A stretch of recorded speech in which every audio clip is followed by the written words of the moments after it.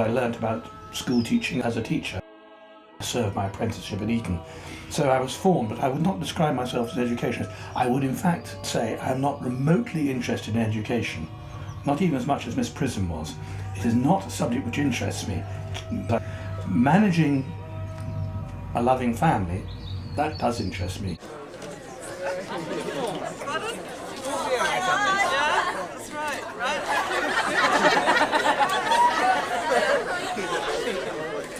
I suppose I'd sort of got to the point where I was thinking about headships. Ros and I were invited down together.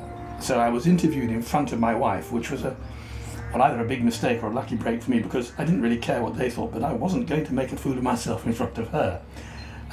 She was asked one question: "Don't you think you're a bit young to be a headmaster's wife?" She said, well, she didn't think really that counted for very much. Surely they were appointing me, not her. Robin Pegner sat with his back to me in a great phalanx of governors. One of them, as I say, with his back turned throughout the interview. And they asked me if I had any faults that I was aware of, and I said, well, I am the despair of my tailor. They rang me that evening and said, would I take the job, which of course I would.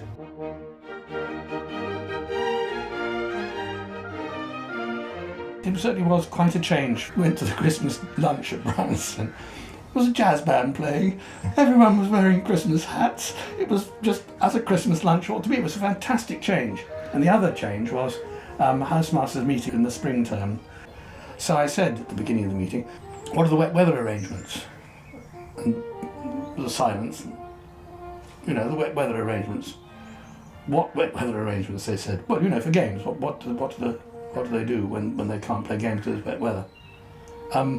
They don't play games, was the answer. At Shrewsbury, there was an enormous programme of what you would do if it was wet. You couldn't possibly let the boys not play games. They had to be driven out and exhausted, lest who knows what might happen. So those were two changes, but I suppose the biggest change of all was the first assembly. I walked in, as one does, down those steps, to this wonderful theatre, which I was hugely excited by. Took my place, silence. That was nice. Started with a prayer, because I was determined that I would say a prayer for all my assemblies, whether they liked it or not, and at least they would have some exposure to the Book of Common Prayer over 5 years of it. Said what I said, and then at the end, applause. What's not to like? A theatre, an audience, applause, and out I went on a high. At which point I discovered there isn't actually anything for a headmaster to do in the first 2 or 3 days of a term. You know, it's people are just getting on with stuff. So I just sat about and started writing some humorous limericks.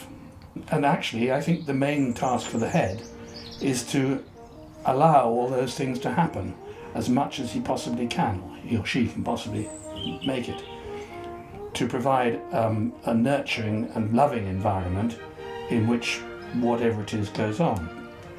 Though it would be fair to say that I did discover that the hidden corners were very much part of the way Bryanston had grown up. The stage crew, and of course at Bryanston the AV department, the music school, the willingness of Peter Latimer to let everyone go into the music school and let people who are completely talentless play the piano to themselves. Great place to escape. Go up there, work it off on the piano. The corners were very important. CDT before the big building was another corner. Getting down to the river, the canoeing club was a corner. Church was a corner. And of course the grounds. These are places to which the kids could not so much escape as ease out to. There will be a few, very, very few boarding schools, of which I think Bryanston might remain one, because there isn't actually anywhere else doing what it's doing, even now. It's a luxury product, there's absolutely no question about it. It always has been. Like, I think there will still be Harrods, though it's grossly overpriced. There will still be Bryanston, which is very good value for money.